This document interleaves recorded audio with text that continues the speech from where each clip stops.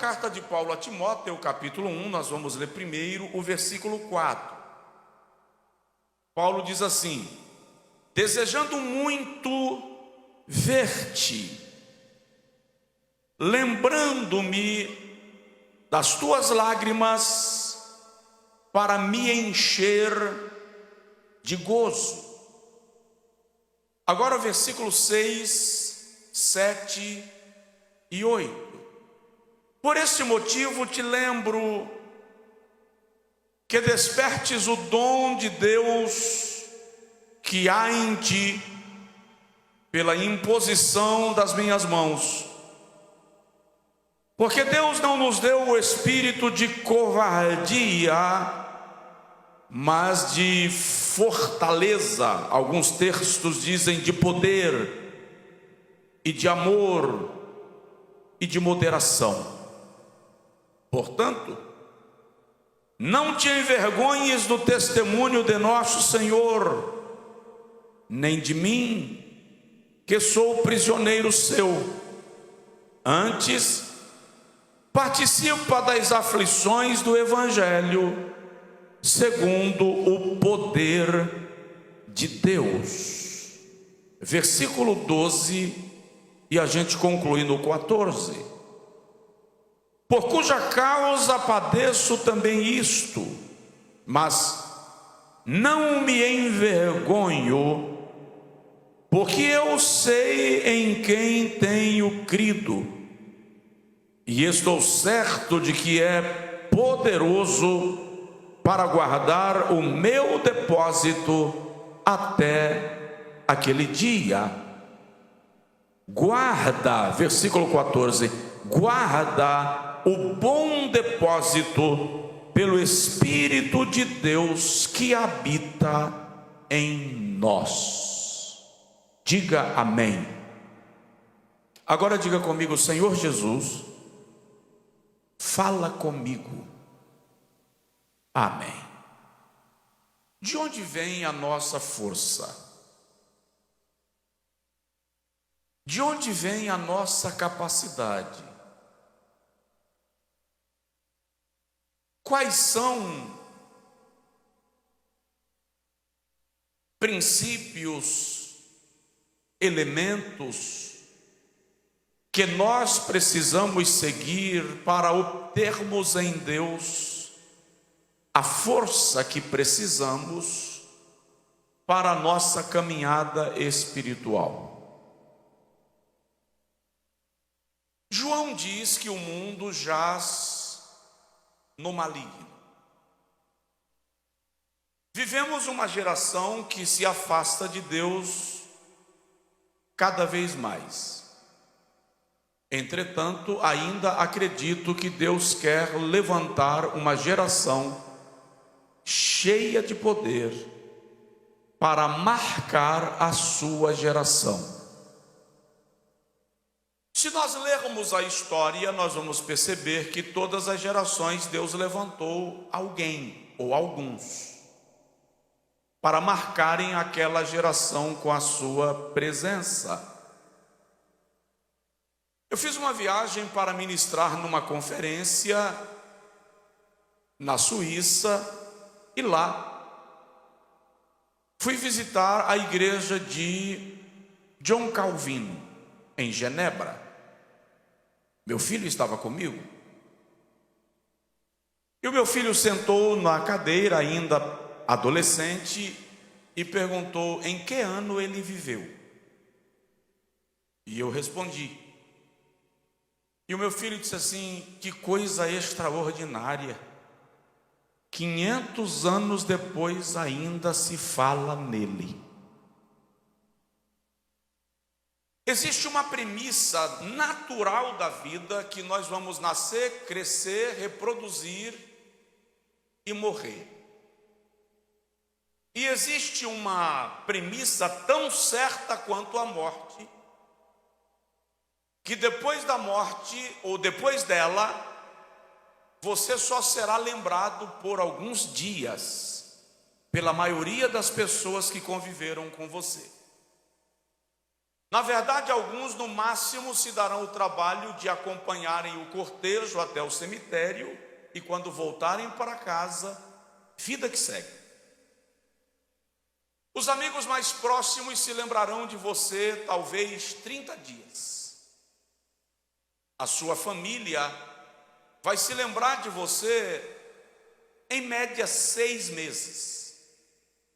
Neste período de 6 meses, de vez em quando alguém ainda coloca teu prato na mesa, como se você fosse, o que morreu, fosse se assentar lá. Na cultura moderna, sobretudo nós ocidentais, a primeira coisa que se faz é retirar tudo que pertencia ao agora morto de dentro de casa, porque se constrói um corte de vínculo. Se você vê a roupa, você lembra. Se você vê a comida preferida, você lembra. Se você sentir o cheiro do perfume, você lembra. Então começa a desfazer-se de tudo que lembra aquela pessoa que morreu, sob o argumento de que isto é para não ficar sofrendo por uma situação que é irreversível. A pandemia trouxe inclusive um comportamento novo para a comunidade ou a sociedade ocidental. A morte passou a ser vista como uma viagem. Pode ler, quando você vê a postagem de que alguém morreu, se você ler os comentários nas postagens, lá está: vai em paz, Deus te guarde, que Deus te reserve um bom lugar.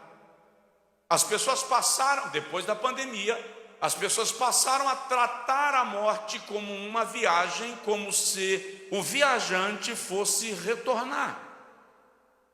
Aí nós entramos num fenômeno ou numa teoria que filosoficamente ou sociologicamente é chamada de sociedade líquida.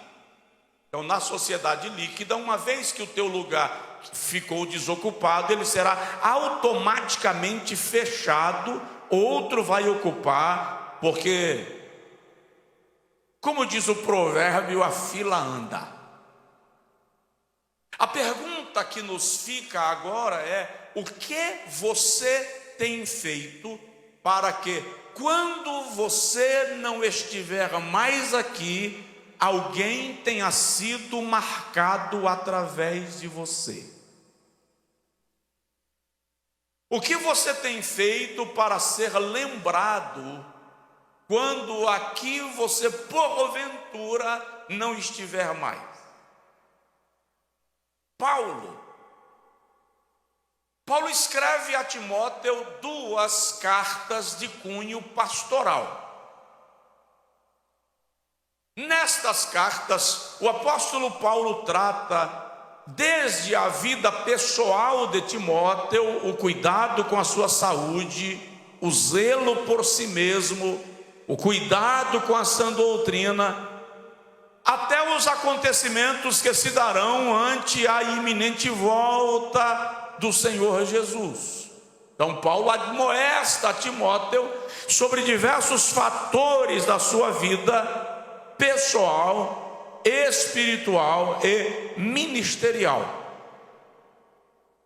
Mas ao longo do capítulo que nós lemos, o apóstolo destaca em Timóteo, ele não está dizendo para Timóteo desenvolver esses traços, ele está destacando traços que Timóteo já tinha e que o caracterizava como um jovem pastor forte, cheio de Deus, preparado para marcar a sua geração. É isto que eu quero destacar esta noite para nós. Para que nós, se não temos, desenvolvamos. Coloquemos em exercício estas marcas que havia em Timóteo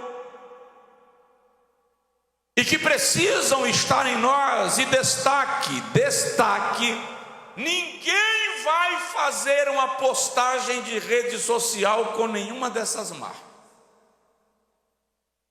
porque normalmente o que é mais poderoso de Deus em nossa vida não é publicizado ou publicizável. Por quê? Porque é uma questão pessoal e íntima, é da sua relação com Deus. A primeira marca que Timóteo tem e Paulo destaca é quebrantamento. Diga comigo, quebrantamento. Preste atenção, Paulo estava preso. Na prisão, sem dúvida, Paulo tinha momentos de aflição, de alma, angústia. Mas ele vai e diz a Timóteo no versículo 4, se você estiver anotando, pode destacar o versículo 4. Desejo muito te ver. Lembro-me das tuas lágrimas para me encher de alegria. Olha que paradoxo. Se quero me alegrar, Timóteo, me lembro das tuas lágrimas. Timóteo, portanto, revela-se um homem quebrantado. É interessante observar nas Sagradas Escrituras o quanto Deus valoriza um coração quebrantado. Salmo 51, versículo 14, o salmista diz que o sacrifício agradável a Deus é um coração quebrantado, e a um coração quebrantado e contrito o Senhor não desprezará. Note, eu não sei se aqui no Maranhão existe esse hábito, mas na Bahia existe. As pessoas vão ao monte para orar, elas fazem campanhas de 7 semanas de oração no monte, 40 dias de oração, 21 dias de oração. Aí o salmista vem e diz: o sacrifício agradável a Deus é um coração quebrantado. No livro do profeta Jeremias, capítulo 18, Jeremias tem uma visão e o Senhor diz para ele: levanta e vai à casa do oleiro, porque eu quero falar com você. E quando Jeremias chega lá, do versículo 1 ao 6, o oleiro está trabalhando um vaso e o texto diz que o vaso se quebrou. Diga comigo, se quebrou. Eu sempre ouço alguém dizendo que o oleiro quebrou o vaso. Não, o vaso se quebrou.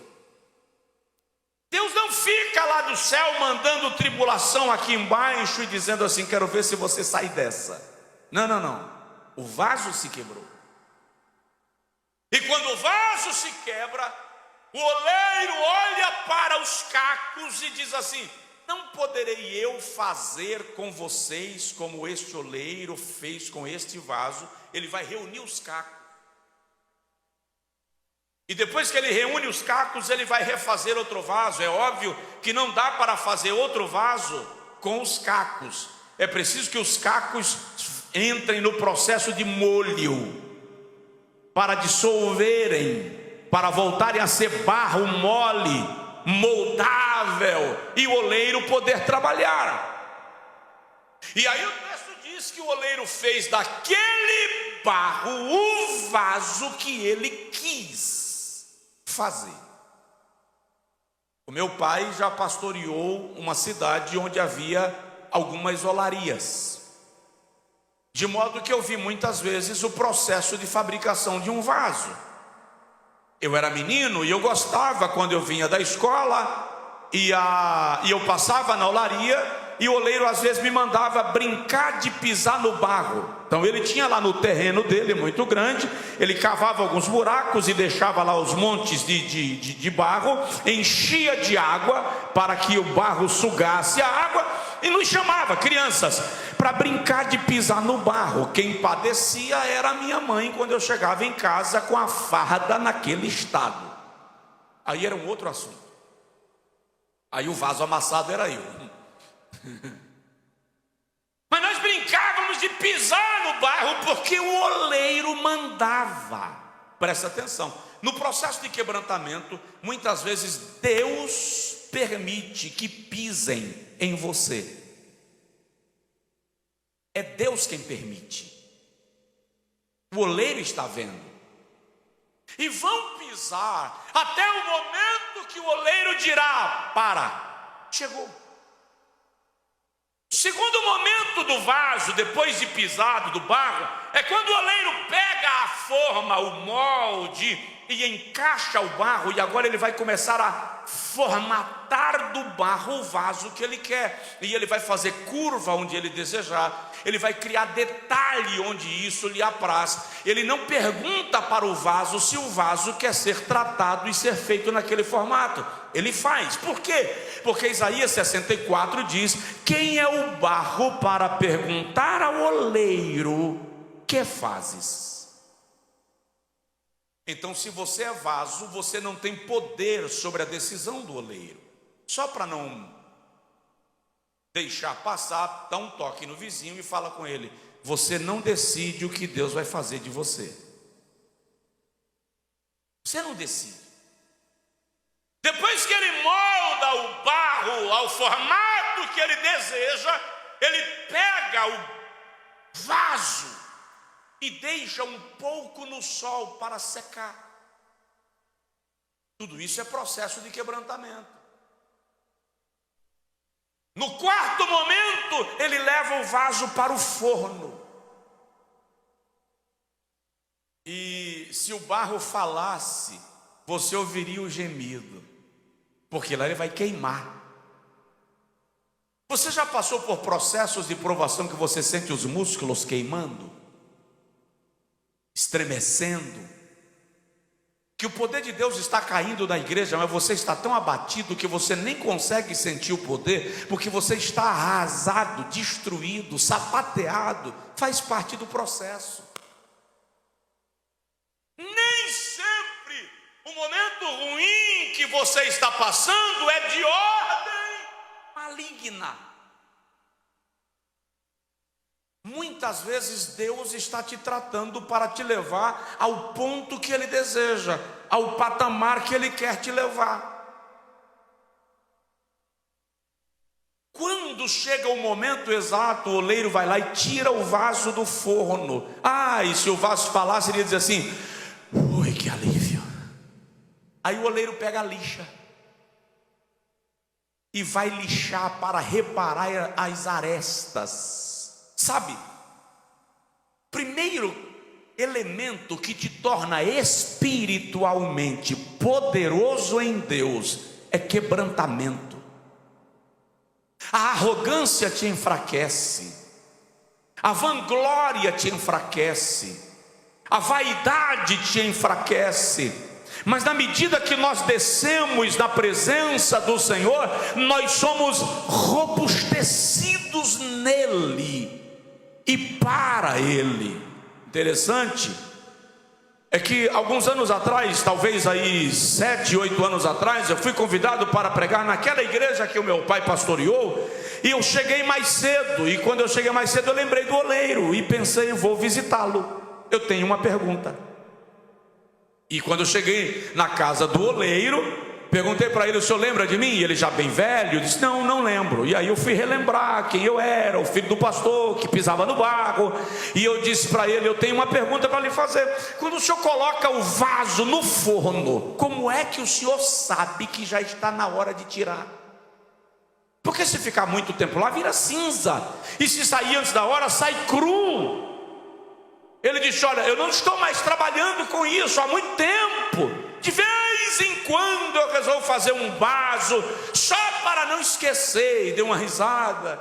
Eu disse: e tem um no forno, vamos lá. E me chamou, fui para o fundo da casa dele. E quando ele chegou lá, ele tirou o vaso do forno. E quando ele tirou o vaso, ele pegou um objeto de metal e bateu na borda do vaso, na parte de dentro. Ele disse: quando o vaso está cru, que eu bato, o barulho é fechado, opaco, não tem eco.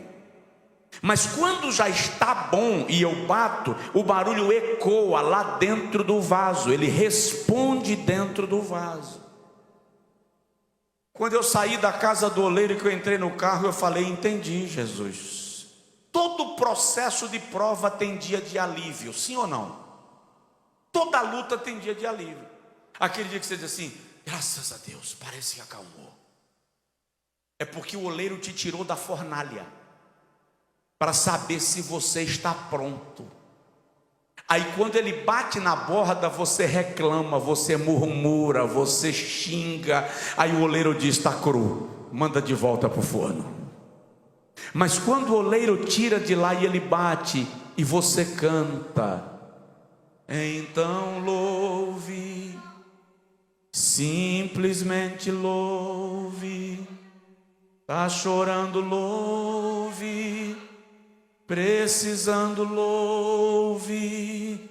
Está sofrendo, louve. Não importa, louve. Seu louvor invade os céus. O oleiro diz: chegou no ponto que eu quero.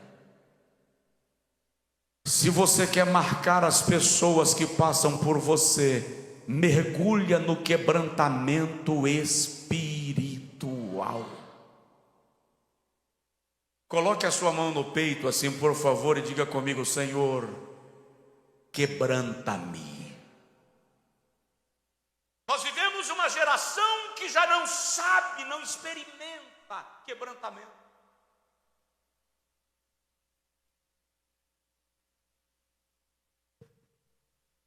Queremos que o Senhor nos alegre o tempo inteiro, mas eu preciso que você saiba que a tristeza também é instrumento de Deus para nos tratar. O sim de Deus é milagre, mas o não de Deus pode ser livramento. Só um coração quebrantado está disposto a entender isto. Vamos lá, segundo lugar, a segunda marca que Paulo destaca em Timóteo: forjado pelo fogo. Se você quer marcar Lago da Pedra, se você quer que o Maranhão seja incendiado pelo poder de Deus, se nós queremos o Nordeste não como referência de pobreza, de idolatria, mas como referência de avivamento espiritual, nós precisamos ser forjados pelo fogo. O versículo 6, Paulo diz a Timóteo: lembro-te que despertes o dom de Deus que há em ti, pela imposição das minhas mãos. Não entendi, pastor, onde está o fogo aqui? A palavra despertar que Paulo utiliza nesse texto é a mesma palavra usada para colocar mais lenha, manter o fogo aceso, alimentar o fogo, o forno, para que a chama não se apague. Nós precisamos, queridos, entender que o fogo do Espírito Santo, desculpa, não quero machucar sua convicção, mas o fogo do Espírito Santo não é alegria de fim de culto. Estamos acostumados a dizermos: foi poderoso, porque no final do culto o pregador te movimentou, você chorou, você veio à frente, caiu, desmaiou, pulou. Aí quando termina o evento, tudo volta ao normal. Isto não é o fogo que o Espírito Santo está querendo despertar em nós. O fogo que Ele quer despertar em nosso coração vai conosco para casa, vai acompanhar a nossa vida segunda-feira na escola, na faculdade. Não é chegar lá falando em línguas estranhas, não, senhor, mas onde você chega, fica visível a presença do Espírito Santo na tua vida. Não deixe essa chama apagar. 4 dias de escola bíblica não é para o final de semana que vem você ter voltado ao estágio anterior. Não cabe. Entre na fornalha. Levítico capítulo 6, versículo 13, tem um texto muito conhecido que diz assim: o fogo arderá continuamente sobre o altar, não se apagará. Agora presta atenção, havia 3 segredos para o fogo permanecer aceso no altar. Primeiro, todas as manhãs o sacerdote ia ao lugar do altar, tirava a cinza do fogo de ontem e colocava lenha nova. Tem muita gente na igreja vivendo do fogo de ontem. Antigamente eu profetizava. Antigamente Deus me usava. Antigamente eu ia para o evangelismo. A questão é que você está preso no antigamente. Tira a cinza, coloca lenha nova. É por isso que a gente congrega. É por isso que a gente vem para o culto de ensino. É por isso que nós viemos para a escola bíblica. É por isso que nós não perdemos a Santa Ceia. É por isso a escola bíblica é a chance de colocar lenha nova para manter a chama acesa. Não perca esta oportunidade. Segunda razão pela qual o fogo permanecia aceso: todas as manhãs, para entrar no santuário e acender o fogo, o sacerdote despia-se das suas vestes do dia, lavava-se com água limpa. Pastor, e alguém se lava com água suja? Era deserto, querido. A água era utilizada e reutilizada. O que o texto está dizendo é que a água que purificava o sacerdote, primeiro purificava o sacerdote, depois se utilizava para qualquer outra coisa, mas o sacerdote não podia se lavar com água que já tivesse sido utilizada em outra coisa. Se você quer o fogo de Deus na sua vida, purifique-se, seja purificado. Dê a Deus a liberdade de remover da sua vida aquilo que não o agrada. Tem um louvor que diz assim: entra na minha casa, entra na minha vida, mexe com minha estrutura. Não. Sara, Senhor. Pergunta para o seu vizinho assim: você vai deixar ele mexer na tua estrutura? Você sabe o que é mexer na estrutura? Uma coisa é reformar fachada, outra coisa é trocar piso, uma coisa é trocar os bancos da igreja. Agora, quando o engenheiro chegar para o pastor Raimundo e disser: nós temos que mexer nas bases, na coluna, no alicerce, nas vigas de sustentação, isto é mexer com a estrutura. E tem coisa na sua estrutura que você não gostaria que Deus mexesse. E o detalhe, e Ele quer mexer. Eu vou dar um exemplo. O Senhor está conversando com Moisés e diz a Moisés: tira a sandália dos seus pés, porque o lugar que você está é Terra Santa. Gente, era o Monte Sinai, pedregoso, e a temperatura pode chegar a 70 graus em alguns períodos do ano. E o Senhor diz a Moisés: fica descalço. Porque Deus está dizendo isso?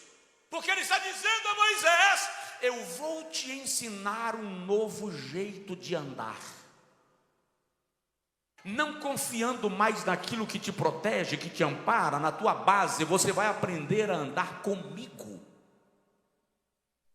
Lembra de Jacó brigando com o anjo? Que eu já ouvi pregador dizer que ali é brigar na oração. Não, o que é isso? Ali era briga para valer. E o anjo toca na juntura da coxa de Jacó e desloca. Jacó perdeu a estrutura. É por isso que ele garra na cintura do anjo. Quando Deus mexe com a tua estrutura, você não encontra mais refúgio nas suas habilidades, você não encontra mais refúgio nos seus recursos, você precisa depender completa e exclusivamente de Deus. Ah, pastor, mas depender de Deus é lindo, na poesia, na prática dói. Mas o Senhor quer nos levar lá. Tem jovem aí? O Senhor quer te forjar no fogo. O Senhor quer te batizar com fogo. O Senhor quer incendiar a sua alma.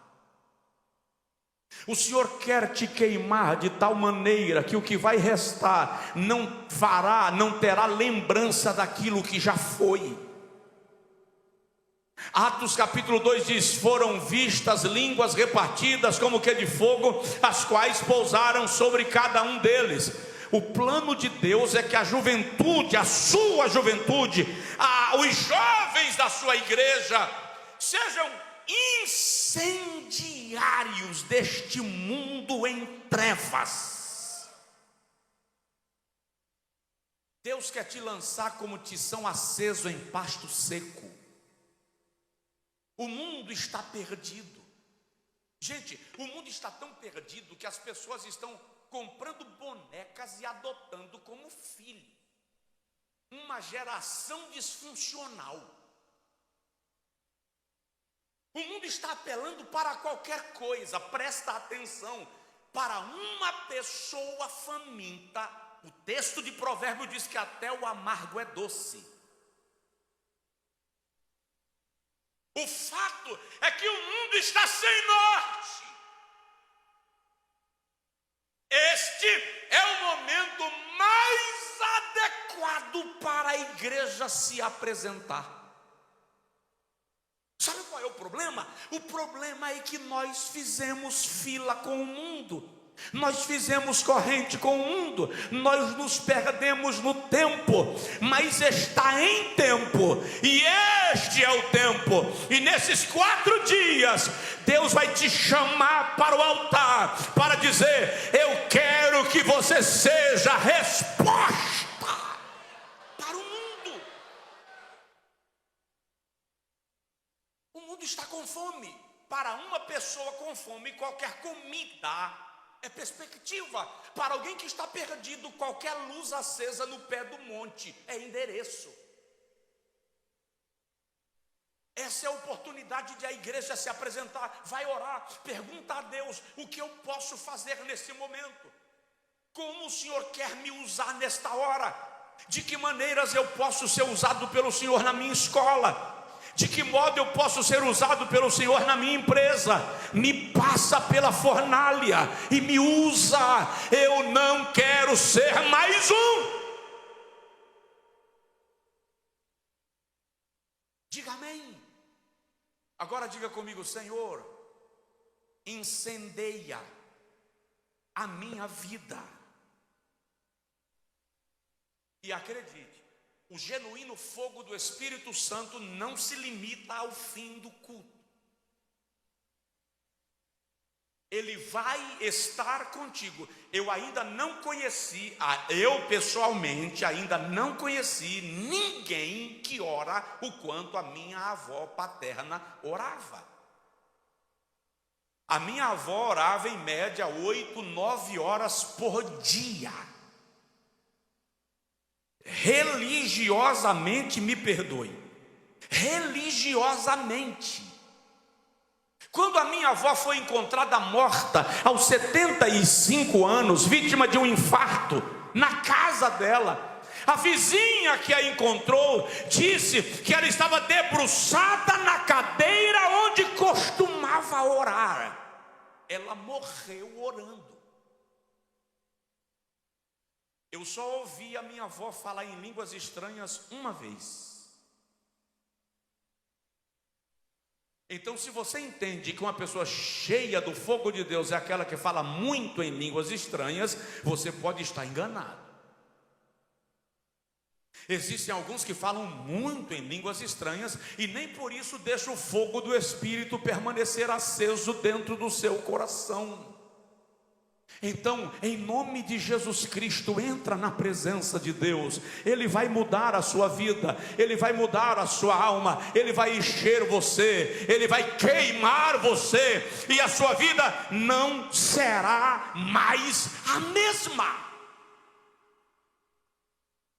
Terceiro lugar, terceira marca que eu e você precisamos ter: revestimento de poder. Olha o que Paulo diz a Timóteo: Deus não nos deu espírito de covardia, mas espírito de poder, de amor e de moderação. Gente, é muito comum hoje você ver as pessoas declarando, inclusive na imprensa, nas mídias sociais, com qual entidade elas fizeram um pacto. É muito comum as pessoas declararem que são satanistas.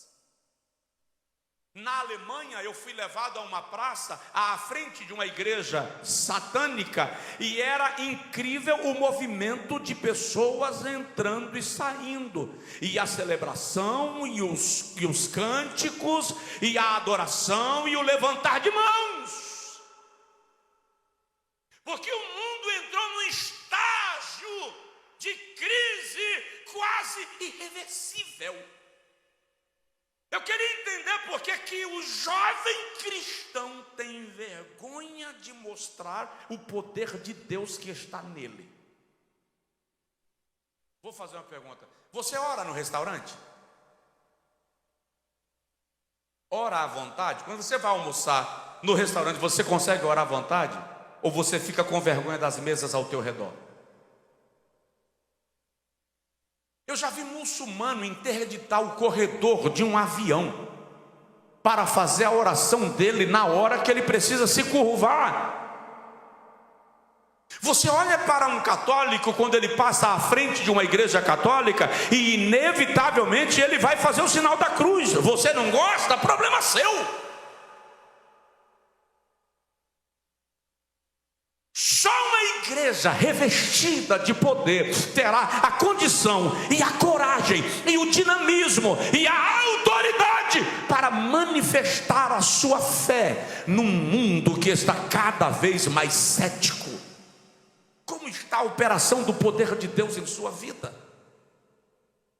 E o detalhe, tem situações que não dá tempo em jejuar. Não vou jejuar para resolver. Chegou, você precisa estar pronto. Jovens, 1992, os que não eram nascidos ainda, levantem a mão. Em 1992, os que não eram nascidos, levantem a mão. Metade do auditório, quase metade. Os que já eram nascidos em 92, levanta a mão, por favor. Os que já eram nascidos. Espera aí, tem gente aqui que não nasceu nem antes nem depois? Você não é reborn.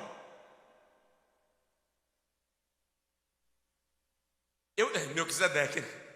Eu estava no ginásio Ibirapuera, em São Paulo, num congresso de jovens da Assembleia de Deus do Ministério do Belém. Quem estava pregando era o pastor Nick Cruz, protagonista de A Cruz e o Punhal. No meio da pregação, o Senhor tomou Nick Cruz e disse assim: eu vou levantar nesta nação 5 milhões de jovens e adolescentes revestidos de poder para sacudirem este país com a minha palavra. Eu ajoelhei na quadra na hora e disse a Deus: eu quero fazer parte desse exército. O Senhor está querendo revestir você de autoridade. As pessoas pensam que ser cheio do poder de Deus é levitar, inventar línguas, sair por aí fazendo reteté no meio da rua. Não, a autoridade de Deus está em ti e ela se manifestará na hora oportuna. Aleluia! Eu estava num voo para os Estados Unidos uma certa feita, e lá no meio da madrugada eu ouvi um grito. Eu estava lá no final do avião e o grito veio lá da frente. E quem já fez viagem internacional sabe que a frente é outra classe, né? É outro universo. Quando deu o grito, eu estava dormindo, acordei com aquele arrepio, e na hora eu pensei comigo: eu conheço esse grito. De repente alguém anunciou: se tiver um médico na aeronave, compareça ao assento X. E o médico não apareceu, e anunciaram a segunda vez, e anunciaram a terceira, e se não apareceu até a terceira, não tem médico no voo. Eu levantei, cheguei perto da comissária e falei: olha, eu não sou médico, sou pastor, mas se você permitir eu oro por ela.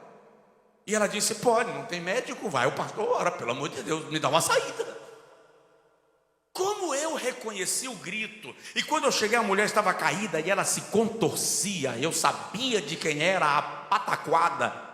Eu agachei perto dela, cheguei perto do ouvido e disse assim: não sei que entidade você é, mas quero te avisar que você entrou no avião errado. Baixinho, baixinho. Então, em nome de Jesus, eu estou lhe dizendo: sai fora, saia dela agora. A moça estremeceu e perguntou o que aconteceu. Eu disse: não aconteceu nada. A comissária colocou ela sentada e tal. Daram de classe. Ela ficou liberta, porque há situações na vida que você não tem tempo de jejuar para resolver. É agora. Deus precisa contar com você. Como se você fosse Deus sentado nessa cadeira ao lado dessa pessoa. Pergunta para ela como Deus perguntando: eu posso contar com você?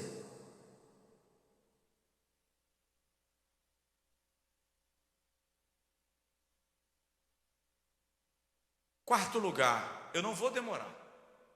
Eu vou ficar dentro dos 50 minutos a 1 hora. Mas se esses 50 minutos a 1 hora não te tirar daqui hoje à noite diferente, com a mentalidade diferente, não terá valido a pena. Quarto lugar, Paulo destaca em Timóteo, ele tinha convicção. Diga comigo, convicção. Olha o versículo 8: não te envergonhes do testemunho de nosso Senhor, nem de mim, que sou prisioneiro seu. Vou fazer uma pergunta: você tem vergonha de declarar sua fé?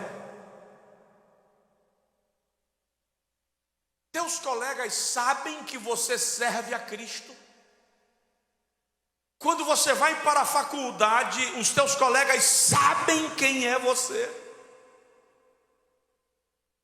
Paulo está dizendo que um jovem que vai marcar uma geração é convicto da sua fé. Não te envergonhes do Evangelho.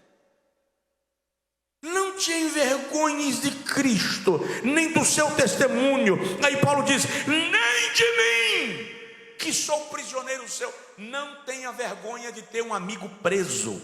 Eu estou preso por causa do Evangelho. Convicção. Como está a tua convicção de fé? Billy Graham conta que no período da faculdade ele teve uma crise de fé e ele começou a questionar a Deus. E chegou a questionar a existência de Deus. E a formação de Billy Graham é uma das que mais questionam as questões espirituais, antropologia. E ele disse que chegou ao ponto de esfriar na fé e se afastar da intimidade com Deus, até que um dia ele foi orar e disse a Deus: Senhor, eu decido crer, não vou questionar. E aí eu ouvi um dia um pastor presbiteriano dizendo: na Bíblia, o que eu entendo eu prego, o que eu não entendo eu creio. Como está a tua convicção? A sua determinação de marcar uma geração, de fazer algo para Deus, de abençoar pessoas, de ser testemunho vivo de Deus na vida das pessoas que te acompanham. Deus está contando com você, Deus está contando com a tua vida. Não te envergonhes do Evangelho de Cristo, nem de mim, que sou prisioneiro seu. Jesus diz assim: se alguém se envergonhar de mim diante dos homens, também eu me envergonharei dele diante do meu Pai e dos seus santos, e diante do meu Pai. Se alguém me confessar diante dos homens, também eu o confessarei diante do meu Pai e dos seus santos anjos. Note que quando ele diz: se alguém se envergonhar, eu me envergonharei dele diante do meu Pai, ele nem fala dos anjos. Os anjos nem saberão que você passou. Mas se alguém me confessar diante dos homens, também eu o confessarei diante do meu Pai e dos seus santos anjos. Coloque sua convicção em Deus. Passe a estudar a palavra de Deus. Deseje conhecer mais a Deus. Deseje ser próximo de Deus. Em nome de Jesus, para de vir para a igreja só por tabela.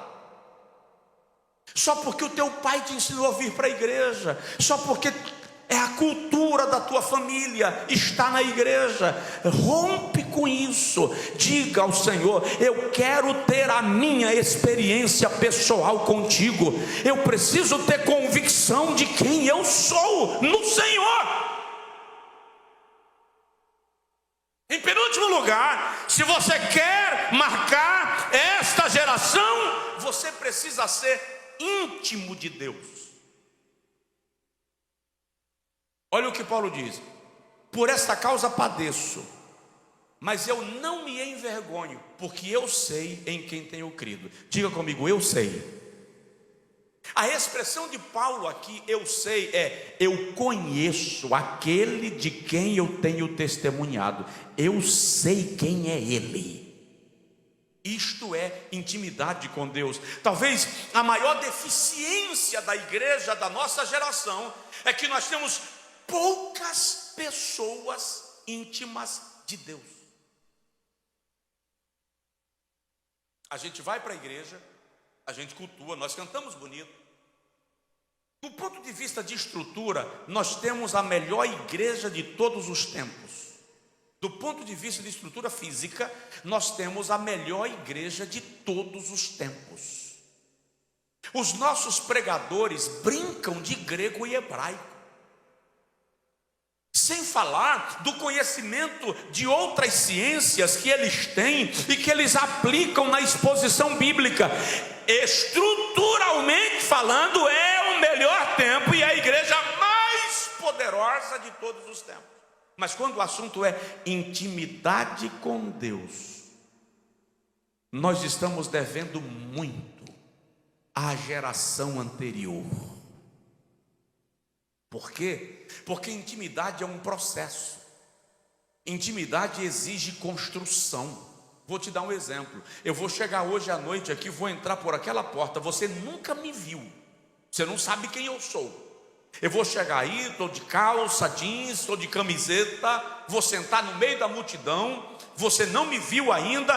No final do culto eu vou dizer assim: olha, é a primeira vez que eu venho aqui na igreja, mas eu estou precisando dormir em alguma casa hoje à noite. Você poderia me dar uma dormida na sua casa? Fala sério, você teria coragem de me levar para dormir na sua casa? Não. Por que não? Porque você não me conhece, não sabe quem eu sou. Você não leva para casa um estranho. Eu vou congregar aqui. Eu vou me tornar membro desta igreja. O pastor vai me batizar.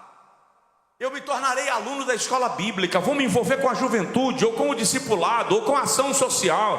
Eu vou passar a conviver. Aí um dia, no final da escola bíblica, você me convida para nós almoçarmos juntos em alguma churrascaria da cidade.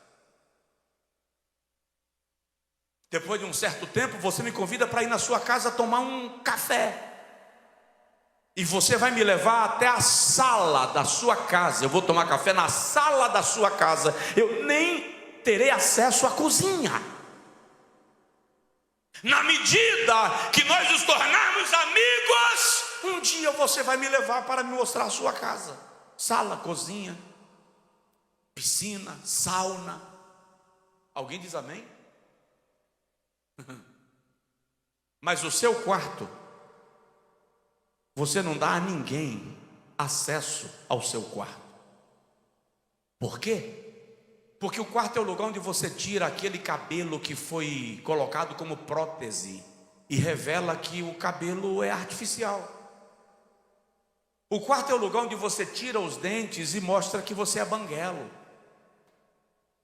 O quarto é o lugar onde você tira a cinta e revela que aquela esbelteza é forçada. O quarto é o lugar onde você tira todos os disfarces e revela quem é você. É o lugar da sua intimidade. Presta atenção, isso aqui Isso aqui não é o lugar da intimidade, desculpa. Isso aqui é só a sala da casa. É o lugar que todo mundo vem. Qualquer um chega e entra. Aqui é a sala. Deus quer te levar além disso aqui. Ele quer te levar na cozinha. Na verdade, Ele quer entrar contigo no lugar secreto e começar a te mostrar coisas que Ele não conta para todo mundo, que Ele só revela para os amigos. A Bíblia Sagrada diz em Gênesis capítulo 5, versículo 24 assim: e andou Enoque com Deus. Eu pensava que Enoque andar com Deus era Enoque andar lado a lado com Deus, caminhando no jardim. Quando você vai pegar o texto ao pé da letra, na verdade, a ideia de Enoque andar com Deus é: Enoque subia nos pés de Deus e Deus saía caminhando, levando Enoque. É por isso que chega um momento que Deus diz assim: ô Enoque, eu não vou deixar você voltar para casa não. Vamos comigo lá para casa. E Enoque foi levado. Intimidade. A Bíblia diz que o Senhor falava com Moisés face a face. Êxodo capítulo 11. Moisés, Números capítulo 11. Moisés falava com o Senhor face a face. O Senhor falava com Moisés face a face, boca a boca. Isto é intimidade. Um dia, camarada pegou a mulher de Abraão e levou para casa. E quando chegou no palácio, ele era rei. Ele disse: prepara ela que eu vou descansar e daqui a pouco eu volto. Quando ele estava dormindo, o Senhor apareceu e disse assim: ó, a mulher tem marido e o marido é profeta. Se você tocar nela, não fica um homem vivo no teu reino. Aí a Bíblia diz que Abraão era amigo de Deus. Um dia Arão e Miriam começaram a falar mal de Moisés, lá entre eles. Quem Moisés está pensando que ele é? Eu sou o sumo sacerdote. Aí Miriam disse: e eu sou a profetisa. Ele nem título tem. Arrumem aí um título para Moisés. Qual era o título ministerial de Moisés? Ele não era sacerdote? Não era sumo sacerdote? Não fazia parte do ministério levítico? Qual é o título oficial ministerial de Moisés? Nenhum. Então quem é ele? Quem ele pensa que é? E começaram a falar. Aí Jeová viu. E Jeová disse assim: Moisés, vai lá na tenda que eu quero fazer uma reunião de família.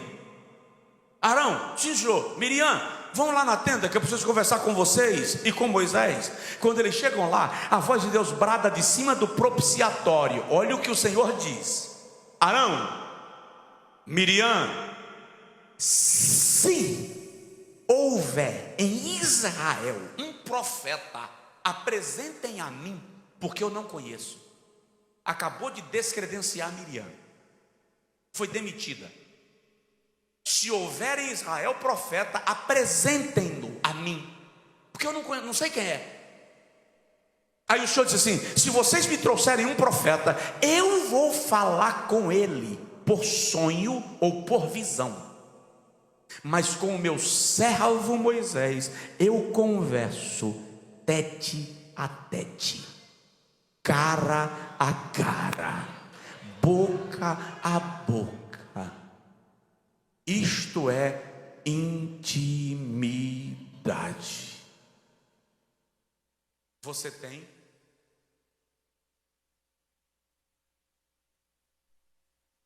O Senhor quer ser íntimo seu. O Senhor quer que você se deite e Ele consiga falar com você enquanto você dorme. O Senhor quer te levar a uma vida de oração poderosa. Eu vou concluir, não vou nem dizer o último item. Há muitos anos atrás, eu sou filho de pastor e neto de pastor, mas eu estava num conflito existencial sem tamanho. Na minha adolescência, isso eu tinha 16 anos, eu estava pensando em dar cabo da minha vida, em cometer suicídio. Era isso que eu queria, porque a minha vida era triste, era amarga, era sem graça. Cheguei a fazer, lembro-me claramente de uma tentativa de suicídio que não deu certo, graças a Deus. Naquela época, houve um congresso numa cidade vizinha da cidade que meu pai pastoreava, e os jovens fizeram uma caravana, e por muita insistência de 2 deles, eu resolvi ir. E nós fomos na carroceria de um caminhão. No domingo à noite, no meio do congresso, a cantora começou a cantar um hino da Shirley Carvalhais, Porta de Amor. Ela não me conhecia, mas ela desceu do púlpito e cantou todo o louvor com a mão no meu peito. Quando ela terminou de cantar, eu estava no chão, aos prantos. O culto terminou e eu continuava chorando. O pastor deu a bênção apostólica, eu estava chorando. Todo mundo subiu no caminhão para voltar para casa e eu estava lá no clube chorando. Alguém veio me pegar e me levou, eu subi na carroceria do caminhão chorando. Viajamos 2 horas, 2h30 e eu chorando. Cheguei em casa aos prantos. Ainda lembro da minha mãe perguntando o que foi que aconteceu. E alguém falou: é poder de Deus.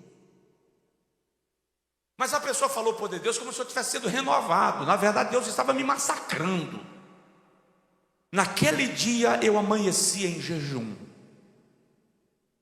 E daquele dia em diante eu fiz 1 ano e 6 meses de jejum, todos os dias, até às 5 horas da tarde. E no meu jejum eu dizia para Deus: o Senhor me transforma e me usa, ou me mata, porque senão eu vou fazer. O Senhor me transforma e me usa, ou me mata. Eu já era desse tamanho, mas eu cheguei a pesar 56 quilos. E eu ia continuar jejuando. Eu só parei de jejuar porque meu pai chegou para mim e disse: Josué, para, não é mais jejum, parou de fazer efeito. Durante muito tempo eu não pude tomar café da manhã, que me fazia mal, eu vomitava, o organismo não aceitava mais. Almoçar foi um exercício. O que eu quero te dizer com isso é que você precisa sair dessa escola bíblica com uma determinação. Eu serei íntimo de Deus. Eu não vou brincar com a minha vida espiritual. Eu vou entrar no jardim secreto do Senhor. Eu quero conhecê-lo. É isso que você precisa fazer nesta noite e ao longo dos próximos dias dessa escola. Se coloca de pé quem puder, por favor.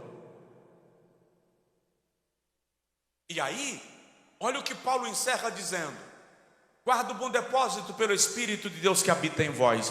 O Espírito Santo já mora em você. Provoca o seu vizinho e diz para ele: o Espírito Santo já mora em você. Porque tem gente que pensa que quando vai orar, o Espírito Santo vai entrar num carro lá em Bacabal, lá em Santa Inês, para vir para Lago da Pedra. Até o Espírito Santo chegar aqui, você já desanimou. Presta atenção, ele já está dentro de você. Ele vive em você. Então eu vou orar contigo agora, e a oração que você vai fazer com as suas palavras é essa: Espírito Santo, eu sei que o Senhor habita em mim. Eu preciso agora é te perceber. Eu preciso te sentir. Eu preciso em cada passo ter a percepção da tua presença dentro de mim. Então ore agora e diga para o Senhor: eu não quero ser frequentador de igreja. Eu não quero só fazer parte do grupo de jovens da igreja. Eu quero intimidade com o Senhor. Eu quero intimidade com o Senhor. E que isto seja promovido agora pelo Espírito Santo. E quando é o Espírito Santo que promove, não é o pregador quem provoca, é a palavra quem causa. Soberano Deus, é uma escola bíblica, é noite de aprendizado e de fundamentação. Eu quero te pedir agora, Senhor, que esta palavra seja aplicada no coração de cada moço e de cada moça. Mais do que isto, Senhor, que esta palavra brote, que esta palavra germine, em nome de Jesus Cristo. Acende em nós a chama da tua presença, Senhor. Em nome de Jesus, pode tocar. Eu ouvi algum instrumento, pode tocar. Em nome de Jesus agora, Senhor, nós te pedimos, maestra a nossa vida para o lugar da intimidade. Maestra a nossa vida para o lugar da intimidade. Como Adão conversava com o Senhor cada final de tarde, nós queremos ter comunhão e intimidade contigo cada dia, todo dia. Espírito de Deus, eu peço agora, como um vulcão que entra em estado de erupção, começa a se mover no interior de cada moça e de cada rapaz. Gera neles fome e sede, gera neles paixão pela tua presença, calor, aquiescência, desejo de ti. E nos leva, Senhor, ao lugar da intimidade. Desbloqueia agora, tira todo o peso de mente, todo o peso de consciência, e gera no teu filho o sentimento de liberdade para chegar-se a ti. Se você puder, coloque a sua mão no ombro da pessoa que está do seu lado agora e ore por ele, ore por ela. Interceda agora por esta pessoa, mas ore, converse com Deus sobre ele, sobre ela agora. Diga para o Senhor acerca desta pessoa, diz: Senhor, aviva meu irmão, leva minha irmã ao lugar da intimidade, leva minha amiga ao lugar da intimidade, conduz este meu amigo ao lugar secreto da comunhão contigo. E na medida que você for orando, dê liberdade à presença de Deus tocar no seu coração. Dê liberdade à presença de Deus renovar a sua vida e o seu ser. Sinta o Espírito Santo mudando a sua visão, mentalidade e despertando no seu coração o anseio pela sua presença. Oh, emancho, emadagador, yavasuri, emanjorabagas. Desperta a nossa juventude, Senhor. Incendeia a nossa juventude, Senhor. Que esta escola bíblica, essa 10ª edição, presenteie esta região com jovens cheios do Espírito Santo e tomados pelo teu poder. As nossas crianças, os nossos adolescentes, está escrito, Senhor, que os nossos filhos e as nossas filhas profetizarão. Faz isto para a tua glória, para a tua glória. Se você sente vontade, fale em línguas. Se você sente vontade, dê glória a Deus. Se você sente vontade, erga as mãos. Se você sente vontade, grite em louvores ao Senhor. Dê liberdade ao Espírito Santo nesta noite, em nome de Jesus.